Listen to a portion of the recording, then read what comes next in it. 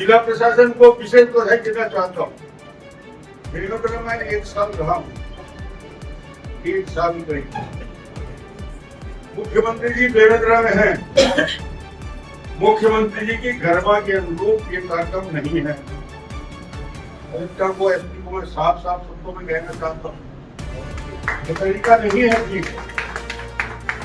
तो मुख्यमंत्री जी का पीछे से स्वागत किया, इतना भी जानकारी शायद उनको नहीं है कि चीफ मिनिस्टर और 2 डिप्टी चीफ मिनिस्टर यहाँ बैठे हैं, मंत्रिमंडल के साथी बैठे हुए हैं। आप 2.5 घंटे के वैकल्पिक जगह नहीं ढूंढ पाए और इतनी नकारात्मकता की बताने के बाद भी उस जगह पे जाने को तैयार नहीं हुए। मैंने तो इतने लंबे राजनीतिक में 15 साल मुख्यमंत्री था, इस प्रकार की व्यवस्था नहीं देखी। शायद अब सीख जाएंगे, आज से सीखेंगे कुछ।